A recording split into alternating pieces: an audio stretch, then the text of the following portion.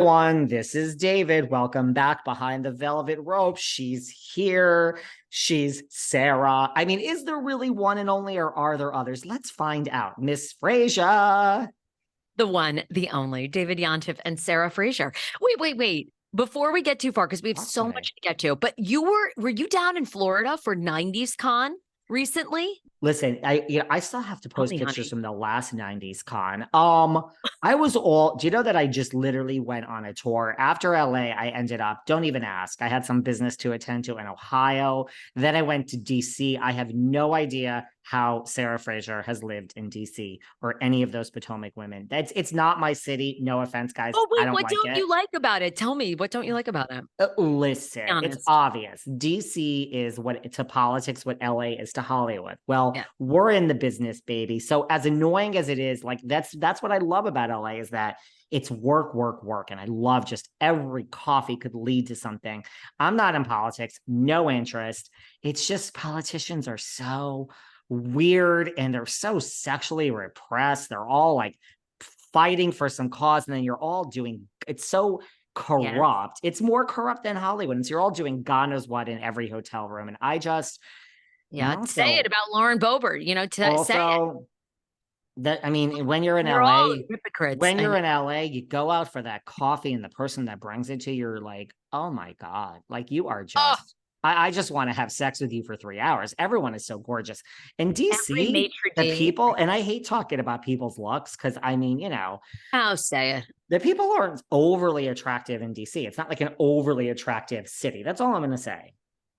Well, no, it's always been known for that. It's always been known for hideous fashion. The fashion's Ah, gotten better and the food has gotten better in the past 15 years. I lived in DC. DC made me for 15 years. I loved it. I was on the famous Kane show on iHeartRadio for years. It was such a great radio town, because, and of course, we were wild and all these people on Capitol Hill would listen because, like you said, they're very repressed. They're always out there, marriage is between, what's that saying? a man and a woman, but A I'm marriage sucking three dicks between tonight. Sherry and Steve, not Adam or it's between Adam and Neve, not Adam and Steve. They're always out preaching and then of course they're sucking every guy's dick they can find. They're all hypocrites. So they always used to listen to our show because we were very free. But it is a funny town. I loved it. I loved it for years, like once you got into it, but it's not people either love it or hate it. They really and the fashion is nothing compared to LA, and LA is so stylish, it's like. And to your point, a lot of people in politics are not particularly good looking. So it's not a city that attracts. There are And hot it's like women, but it was just weird. But that's a really yeah, I know. long way to answer your question. Yes. Then I went to Tampa, Florida, and I went to 90s Con. I saw my good friend Shannen Doherty again. Hey, how's she doing? Tell us.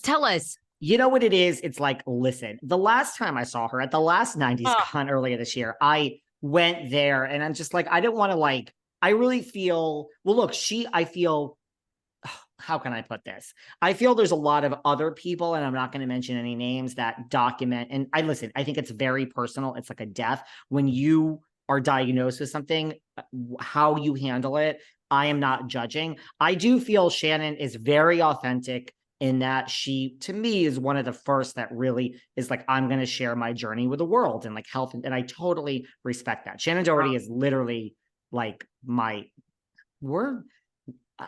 you ever had her on? I know, but I'm working my way up. The next time I see her, which is later this year, I'm gonna ask because she knows me. Like now, I love Shannen. I'm gonna be honest with you. Everyone listening to this worships Housewives. I will worship Madonna and Cher and Shannen Doherty. It's just that simple. And when Luke Perry died from 90210, oh my God, I couldn't even. But Shannen Doherty is amazing. I mean, she has metastatic breast cancer, terminal and cancer, now brain cancer. Brain cancer. She's been fighting it for years. I mean, she deserves so much credit. And you think of these people, right? I want you to interview her because I'm so curious, you were on top of the world, I mean, you were so famous back when sitcom stars were really famous. I mean, she and Tori would go out in this town. Aaron Spelling loved her. She's the original bad girl before social media. Oh my God. And Mark Wahlberg would party with that. I mean, she was so, you think you have it all, right? I wonder if she felt that way, like you have it all. And then you get this breast cancer diagnosis, right? Which is devastating. But you think, all right, I'm going to beat breast cancer. You do. Then, I mean, I wonder Then what it comes back. be like. I mean, I give her credit for going there. How did she look? Did she look like she's. Well, her whole thing, okay. I mean, she's done interviews, or not really interviews on her. So her whole thing is like, why should I be sitting home in a bed? Like, I feel fine. So her whole thing is like, I want to give a face to the fact that just because you have a diagnosis, we're healthy. I'm healthy. Like, I mean, you're not, you have this, but she's like, I'm living my life. And so listen, I admire her. And guess what, Sarah? Everything you just said is everything I stand for as a person. I try to say this all the time.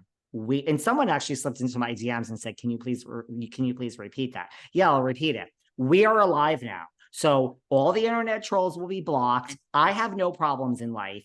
Everyone listening to this right now, if you are healthy, you have no problems. If you are listening to this right now and you have serious health diagnosis, my heart goes out to you. You actually have a real life issue. Everyone else, I don't want to hear it. I don't want to hear that your boyfriend and Tom and Ariana, I don't care, even though that's my business. In the real world, get over it. We're alive. Life is great.